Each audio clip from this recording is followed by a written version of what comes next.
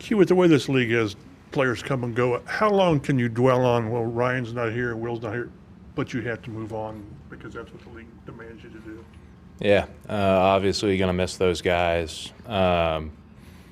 Great bonds, great players, and yeah, but it's just next man up. Will and Ryan missed some time last year with injuries, and guys had to step up, and guys did their best out there, and yeah, you can't really dwell on it.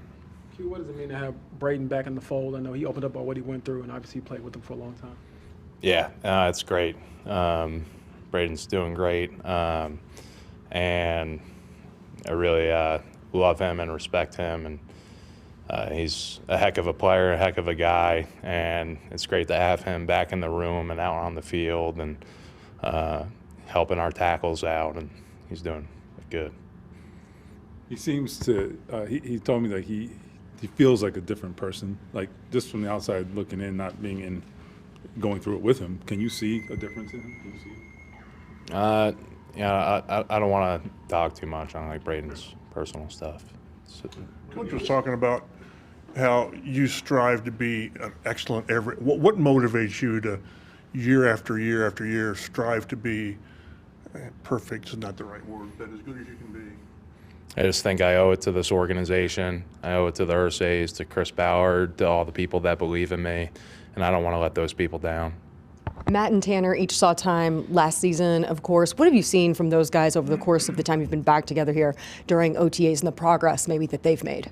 Yeah, they've made a ton of progress. They're getting better every day, and I would say everyone in our group is from top to bottom.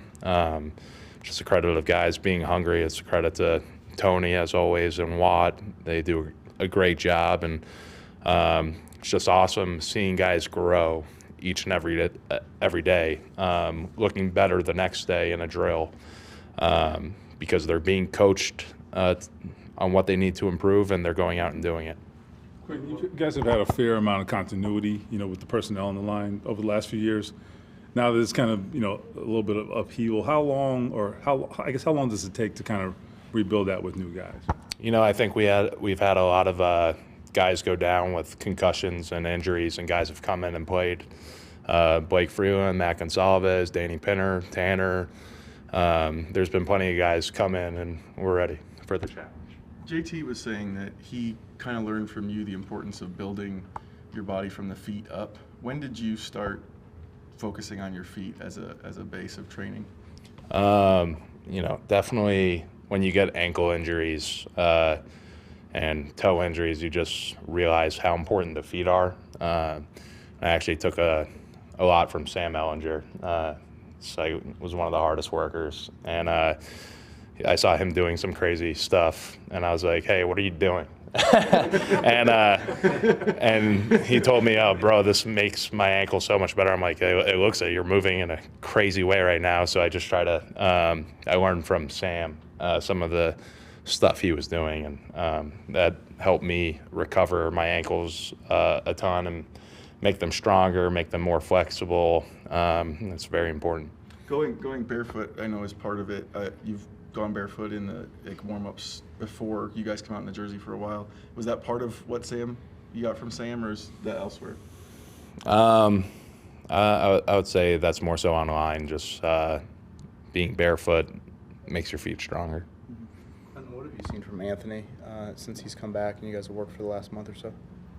I would say I've seen him just be hungry. He's coming in with a great attitude, ready to compete every day. He's doing well in the huddle and while on the field. And, yeah.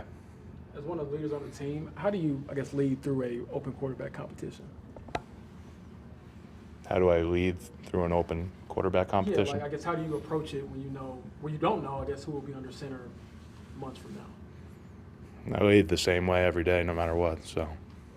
Seems like the team was a little more aggressive this offseason. As one of the guys who's been here a while, what kind of tone did that set for you guys?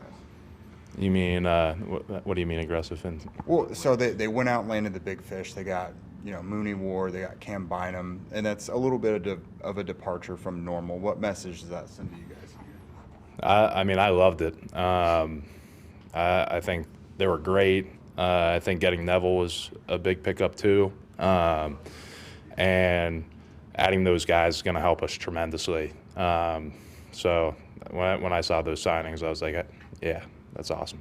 Tony mentioned that Mackin's is going to move inside to guard pretty much full time right now. I guess how excited are you to see his growth at that position? Is there just some ways you can maybe work with him to, I don't know, give some pointers on what it takes to play that role? Yeah, definitely. I can help him a ton. I've been trying to, but honestly, he's looked very clean. In Indy, Tony's doing a great job with him, and he wants to be good. You know, we got a lot of guys in the offensive line room who just don't want to let each other down and want to be their best for themselves, but also the guys next to him. And, you know, I'm watching him, and a lot of times all I can say is good job, because he's doing a great job out there, which is very promising. And, you know, I feel that way, too, about a lot of our guys, where, you know, maybe the younger guys or guys with less experience need a little bit more coaching up. But his transition has been pretty good so far. I mean, just in drills and watching him in the walkthroughs, I think more things will come up when the game speeds up and we're going against a defense and we're live. And that's when I think I'll be able to help him more. You've done a lot of accolades, you know, all this, but how do you keep challenging yourself, you know, as you get older in your career and you've achieved a lot already? I just want to win. That's it.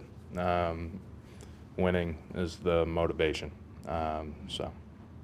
7 years in, how has your off-season routine changed, if at all, in terms of just the workout once the season ends to once you guys get back here? Yeah, it changes every year, just like depending on what I feel like I need. And I think after last season, I needed a little bit more rest and recovery, and then it's been, you know, balls to the wall, like working hard every day, coming in with a great attitude, great mindset of attacking each and every day, each and every meeting, walk through everything that we can, and putting in the extra work. So, yeah. How was your relationship? Compared to a normal spring? I feel great right now. I'm not going to compare it, though. How has your relationship with Tony just evolved over the years? It's been on for a while now, and he seems to always have energy and life and things like that. Yeah, I mean, from the first meeting I had with Tony, I could tell, like, right away, just like this guy. And he cares so much about us as players, but also as people. And, like, he's had my respect from day one, from my first day meeting him. And it just grows because, you know, our relationship is so great. And, yeah. What was your reaction to getting another Notre Dame guy here with drafting Riley Leonard? It's good. It's good to talk some Notre Dame football with Riley, and yeah, excited to have another guy. We've heard a few times now that Tyler Warren has some kind of common traits with Jack Doyle. Obviously very new, but have you seen any of that yet? No, not yet.